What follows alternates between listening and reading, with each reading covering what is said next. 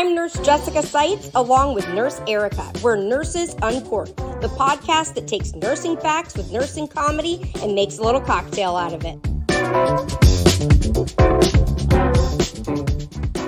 Hello, everybody. Welcome back to Nurses Uncorked. Like always, I am your host, Nurse Jessica Seitz, along with the beautiful Nurse Erica. And today, I'm not sure when we're airing this, but we have an interesting story we'd like to talk about that's out of Pennsylvania that I don't know that much about other than a little bit of drama that I've heard.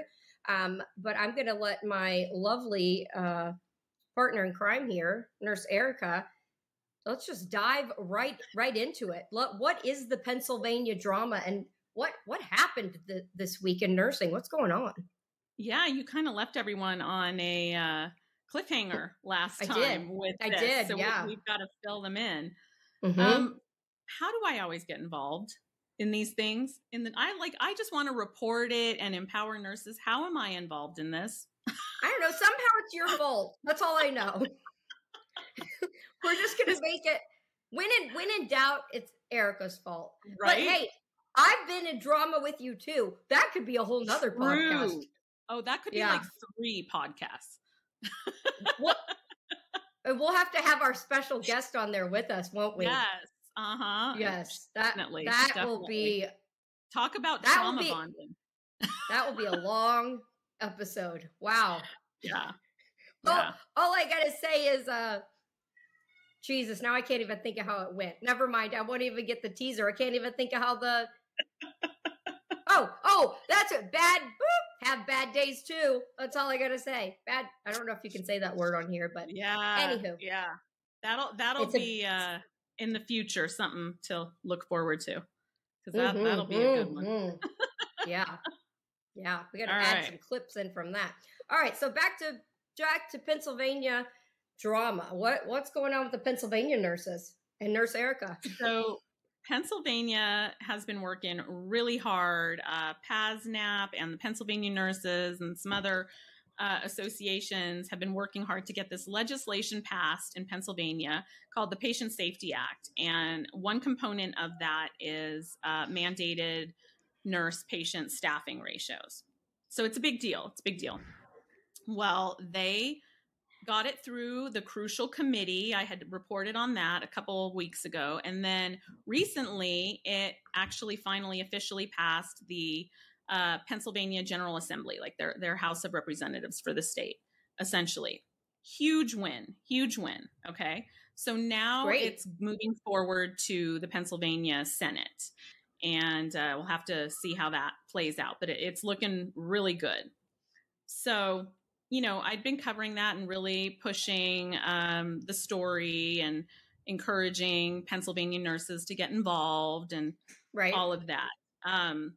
So after it passed the Pennsylvania House of Representatives, I posted a letter, not thinking a whole lot of it, saying, oh, and by the way, if you want to know which nursing leaders and management there actually support safe staffing and which ones don't, here's the letter that they sent to the House of Representatives, to the General Assembly, urging them not to support it, not to pass the Patient Safety Act.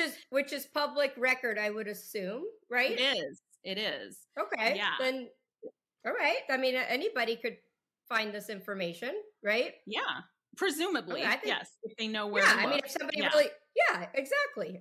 Okay, so, and I think that's interesting to know, in my opinion. And, I wasn't the only one to put it out, to share it, like on social media. There were others, but maybe mine garnered more traction. They didn't have as big a platform, perhaps. I don't know. So people think that I discovered this, that I leaked this, like it's Watergate. This is public information. Okay. You paid somebody off, Erica, to get that, didn't you? I know you did.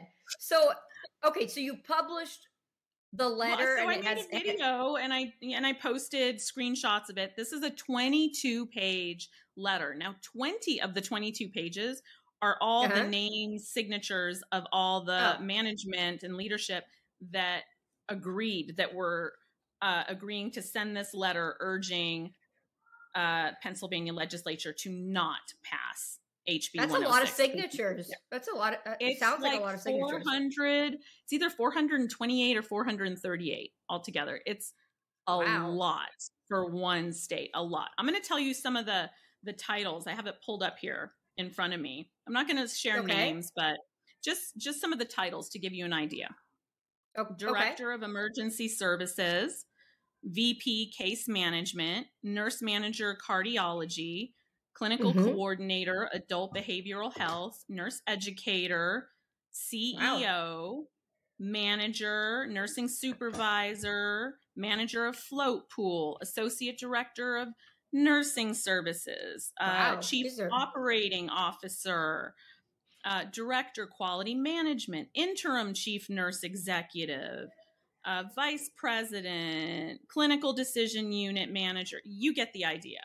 Okay. These are important people that have big titles, right? Correct. I mean, it is everything from like assistant nurse managers to assistant director of nursing, DONs, assistant CNOs, chief nursing officers. There's directors. There's the ones that really get me is there are about 3 magnet team coordinators, like directors over the magnet program. And then there's some that are quality directors and leaders. So they're so interested in quality that they don't want to support safe staff, right? So it's almost entirely nurses, right? Almost entirely nurses on the list. Even the CEOs, I believe, are all RNs on there. The ones that were really disappointing to me were there was quite a few nurse educators on there. That's sad. And you know, nurse education positions in hospitals, it's like it's not really leadership, but it's kind of leadership, and they live and work side by side, so to speak, right? But nurse educators are all about evidence-based practice and patient safety and patient outcomes and all of that. Well, we know the evidence shows, the research shows that mandated ratios, nurse to patient ratios, absolutely improve outcomes and patient safety. Like this is not up for argument. We know this to be fact. Absolutely. Right? And to see that many educators sign it was really disappointing to me. You know, we kind of expect it from like the CNOs, the directors, right? No one is really shocked by that, but to see it from the educators was disappointing. Especially like, you know, not that it gives it justice, but the people that it affects their paycheck possibly, like, you know, that their bonus may not be as big if they're having to put more money towards staffing. I can see why they would want to sign it. I mean, it's crappy, but I understand it. Yeah, for their own personal gain. Yeah. What do you think the thought process is behind some of those other signatures? Do you think it does affect them monetarily, and that's possibly why? Or do you think it's pressure from higher ups to sign it? It's probably more the latter, pressure to sign it, wanting to be seen as a team player, that sort of thing. But I have heard some interesting takes on it, which I'll get into from various nurses. So I posted the letter, not thinking a whole lot of it. I think I went to bed after that. Wake up to just, it has spread like wildfire. And you would have thought That's how it always happens. You go to bed and have sweet dreams, and you wake up and everybody hates you. Yeah. Good morning. It's crazy. Good morning. Yeah, that's how it happens. At least you got to sleep. Before it happened, yeah. So I woke up to just like thousands and thousands of DMs and emails and messages and comments. Nurses collectively just lost their mind about, like, in outrage of this, to see in black and white how many of their nurse leaders that, you know, often in many cases have claimed to support staffing legislation, to see it in black and white with their name there. I think really threw a lot of nurses in a bit of a tailspin. And so they have been just reposting this letter everywhere. They're taking it to work and leaving it on the bulletin board or in the break room. They're putting it on their own social medias. They're doing all these things, and a lot of them are confronting the people, like their nurse manager, saying, can you explain this? Because didn't you just tell us last, right, that kind of thing. So hospitals and management immediately went into what seemed to be a collective damage control, like the very next day. I'm hearing from nurses everywhere that they're coming in, they're showing up for night shift. They are coming to all the unit huddles.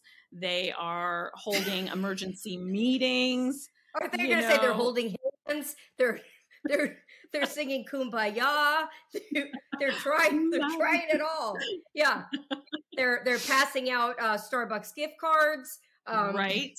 Pizza suddenly. Yeah. All of it. Yeah. So they're doing the best they can with damage control, because basically everyone knows now that they're crappy. I have to say crappy. I don't think I can say bad words on here. They were not very nice, in our opinion, for signing that, and now everybody knows about it. They weren't prepared for nurses finding out that they had signed this, because in the past, this sort of thing had never really been leaked. So, leaked, it's public information.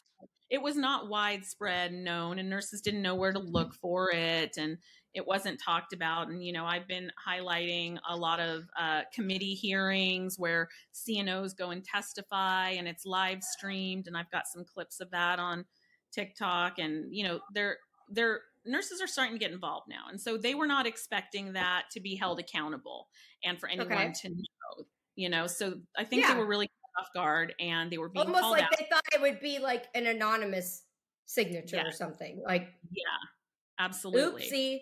Now instead they have their pictures in the bathroom, and people are throwing darts at them. Right. Yeah. So I started getting a couple interesting stories from individual hospitals and facilities there in Pennsylvania. A couple of people have told me that in one case, allegedly, upper management, maybe the CNO or whoever, sent an email like early on a Monday morning saying, hey, here's this letter. We would like all of leadership to sign it, but we have to send it back in an hour or 2 hours. So if we don't hear from you, we're going to assume that you are in agreement. Well, a lot of people didn't even see that email until after the fact. And isn't that so sneaky? So sneaky. Clearly wait, they did that. How would they get their signature if they didn't read the email?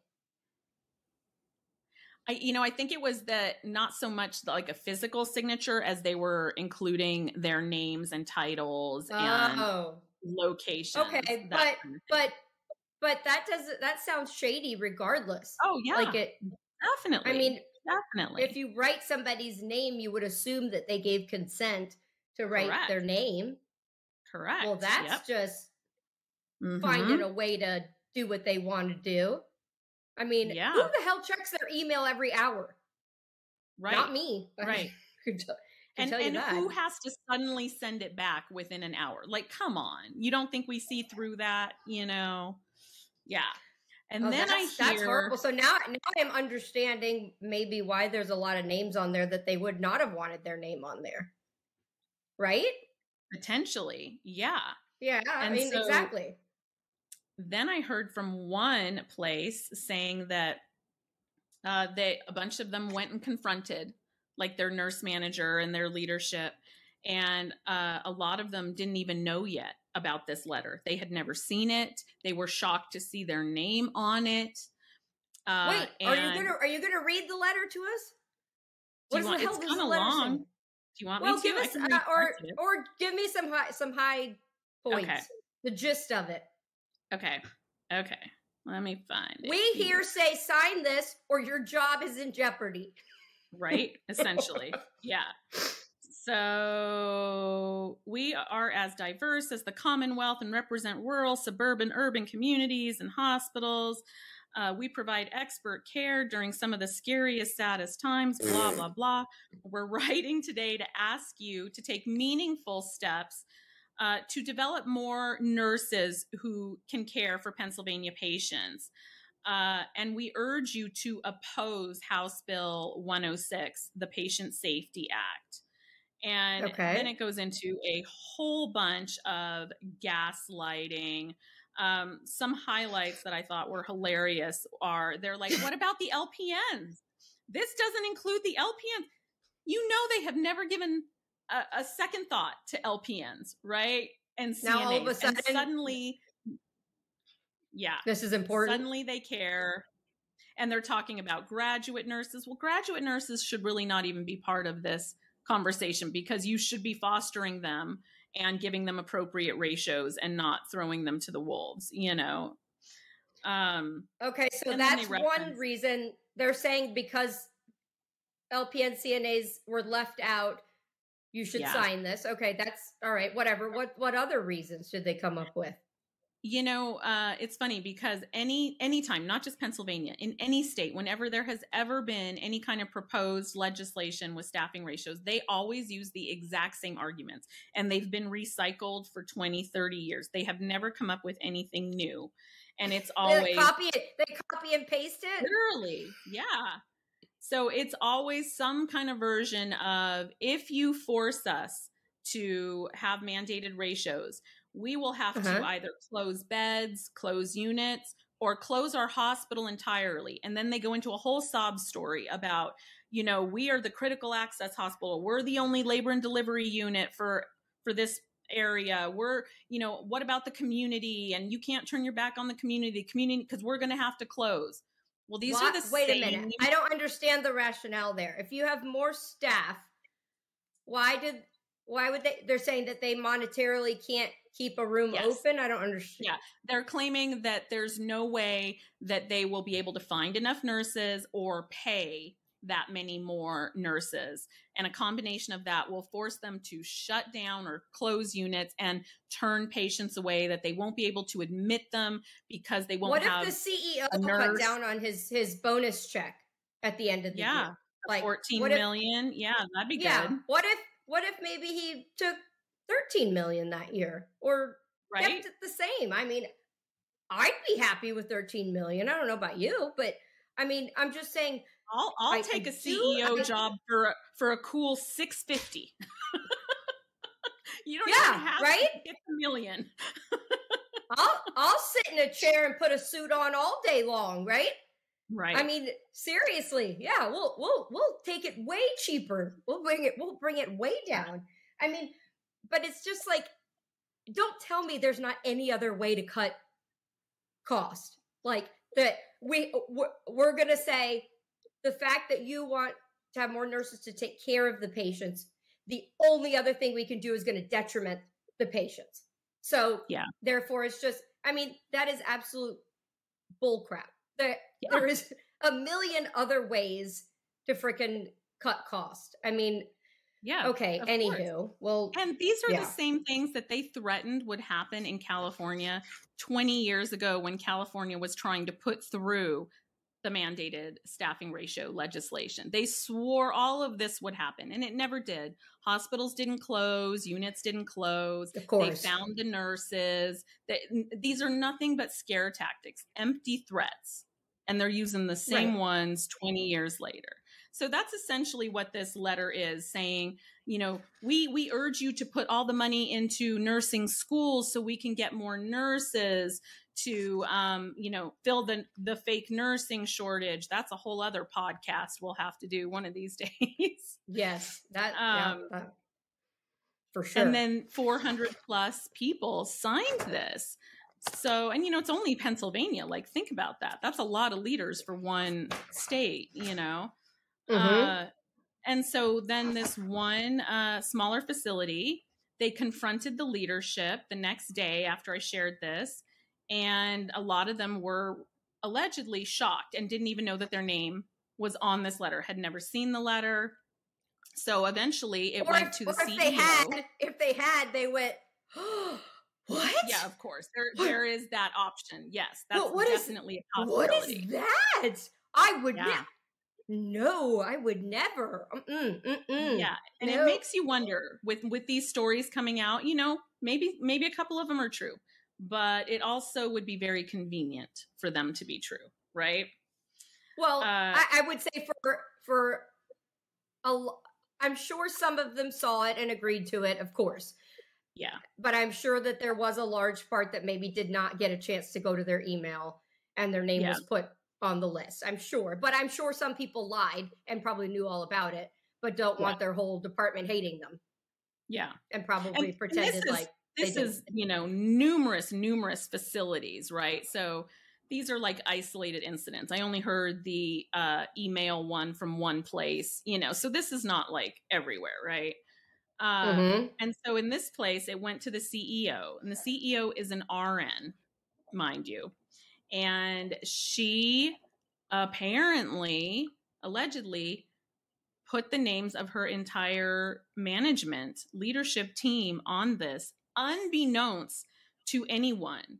Now, the CNO had been aware of the letter at the time and had refused to sign it herself, the chief nursing officer, because she actually supported the mandated ratios. And so then apparently behind everyone's back, the CEO went and just added everyone's names. Now, I think it's maybe like 20 people at the most. It's not a lot because it's a small place, but still. So imagine if this is true, imagine being like the nurse manager and you walk in and everyone's like, you know, and you don't know anything about it, right? What's going on around here, guys? Why's everybody got those long faces on? Yeah, that would be very awkward. I mean, if I was one of those people and that was true and someone put my name on something like that, unbeknownst to me, I would be looking at not only reporting it, you know, but maybe seeking legal counsel, because honestly, that is defamation of character, right? That's huge. If you work in nursing leadership and now publicly your name is mud because you don't support safe staffing and essentially you don't support nurses, like that's not good, you know? And so we don't like that. No. We don't like that. No, not at all. We do not react kindly to that. No. Right. So it'll be interesting to see if anything comes of that from that one facility, if they group together, if the CEO is somehow ousted or held accountable, because I would want her out after that, you know, or if all of this is just convenient, like you had said, and they all knew what they were doing and the same thing that they've always done. And this is just another form of damage control. Who knows? Who knows? We may never know. Right. Now, a couple of days into it, after sharing it, it has come to my attention from lots and lots of places that nurses are being told and threatened to not follow me on social media, because that could, I don't know, be what they're claiming, a violation of their social media policy, or that it will come back and haunt them, or any number of things. So they're being told by charge nurses, by managers, we're watching social media. We can see who you're following. You better not be following her. Or, wow. I mean, I've never heard that you can't follow people. I mean, that's a new one.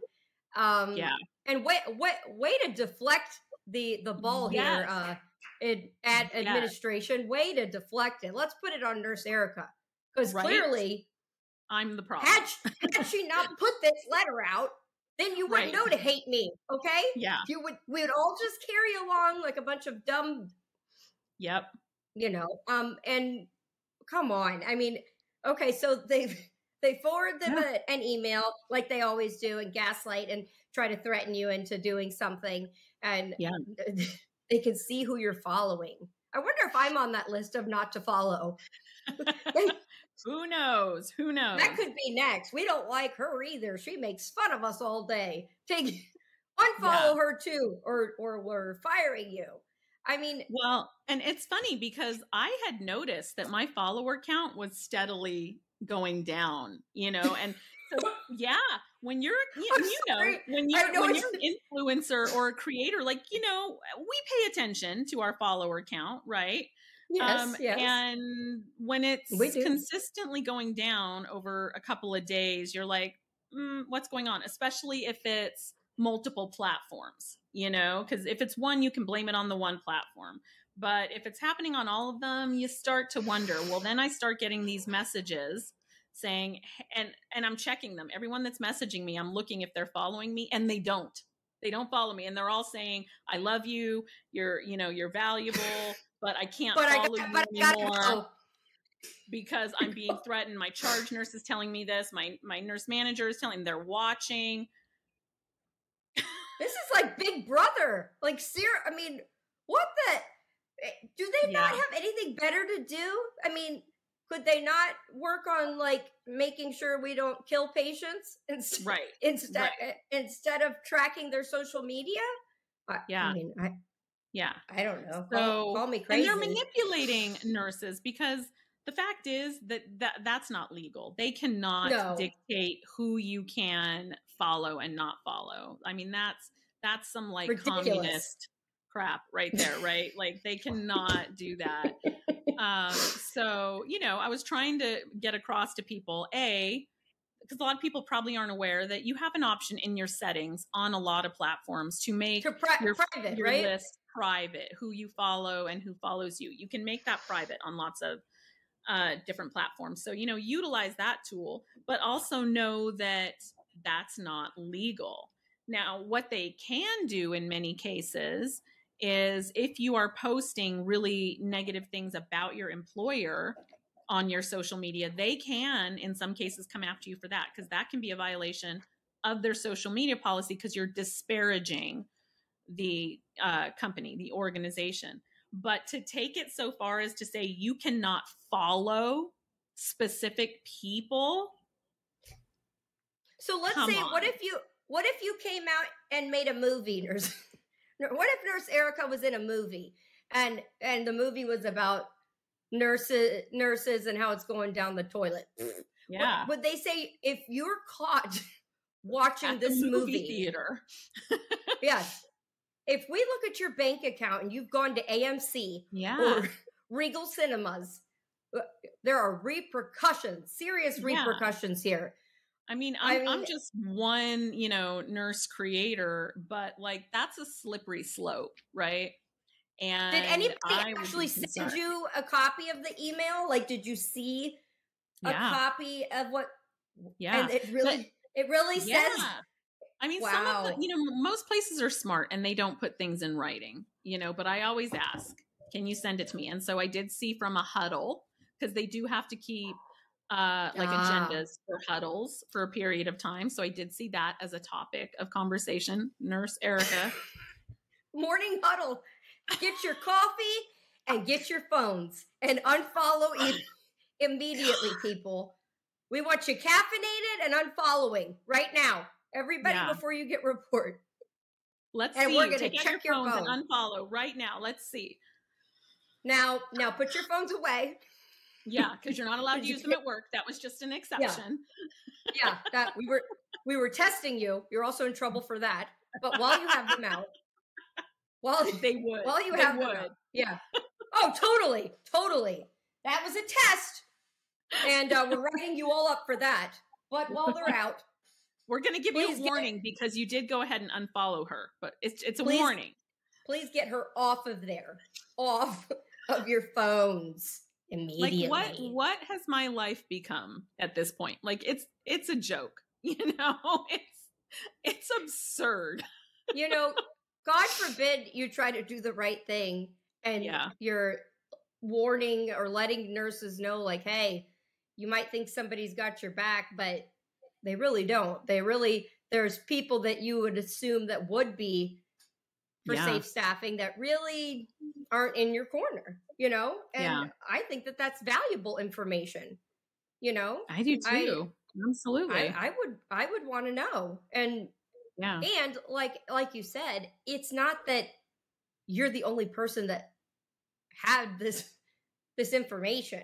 I mean, there's Right. many No, people it's that were public talking about record. it. Yeah. Yeah. Mm-hmm. There was many people reporting Yeah. about it, talking about it, but for whatever reason, because your TikTok has a lot of followers, it blew up while Erica was snoozing. She was sleeping. And by morning, it was get your coffee, get your phones, and unfollow. That's freaking And crazy. unfollow. Yeah. Oh my God. It's still kind of sinking in, I was so surprised when I started getting these messages yesterday or the day before, and it still hasn't quite hit me, but I finally thought, okay, well, that explains the decrease in follower count. At least I know I'm not crazy. Like, that's happening. Yeah. You're like, well, there's another one. They scared her off too. Okie dokie. Yeah. But I do think that that's important And then information, that though. just bothers me. I've never seen a social media policy include No. what you can watch or not watch. I mean, obviously everybody understands if you're speaking out about your facility in pretty much any light, they can probably find a way to ixnay and that's different, but they do have very craftily worded social media policies, to prevent them from posting anything negative. But to take it that far, I mean, what's the next logical step? They can't follow a political figure, they can't follow certain groups, they're really going to try to dictate. It's a slippery slope. But you know what? I just want. That brings up a big point, though. That's why, honestly, there's not that many nursing social media influencers that aren't afraid to truly tell what's going on, because there's so much fear of backlash at the facilities that people, it's like you can kind of touch on it, but you can't really say how you feel or what's really going on behind the scenes because of that fear that the social media policy or whatever can be interpreted in a way that you could lose your job. And that's why I think it's not as prevalent and people don't hear as much about it, because you especially talking bad about administration or the higher ups and what really is going on is there's not many people that are willing to do it. And I don't blame them. I mean, I get it.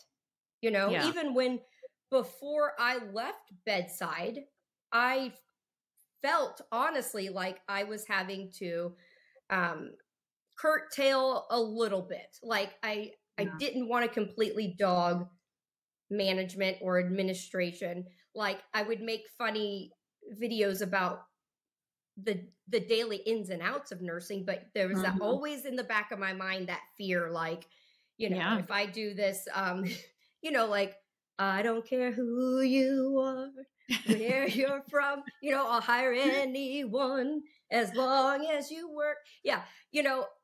I would probably not have done that before I left bedside.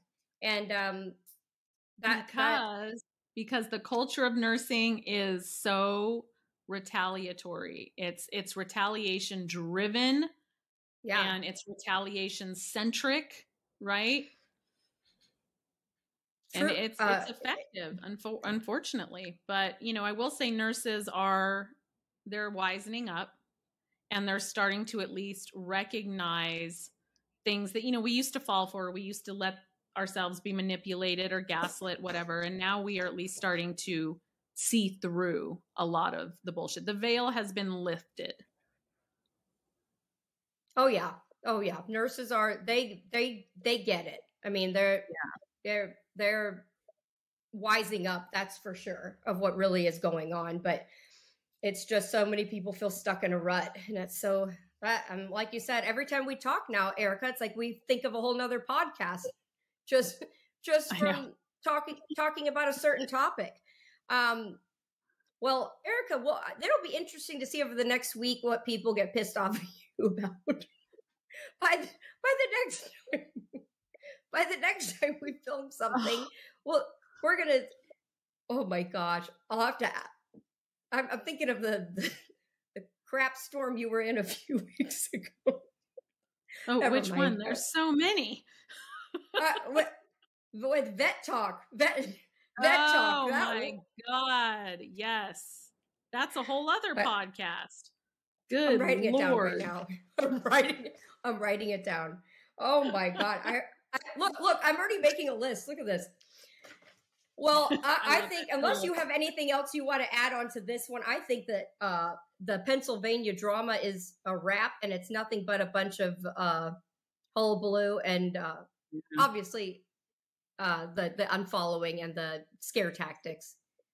Think wisely, nurses. Think really what your organization can do to you, but more importantly, think about who your leaders are, right, Erica, and who is the ones that can actually help make the change, and think about why they're not doing it. You know? Yeah. What's their motivation for it? And if you're in Pennsylvania, please get involved and pressure your state Senate there to get this passed. Amen. Hallelujah. Well, I think that's a wrap for today, and we'll catch you guys on the next Nurses Uncorked podcast.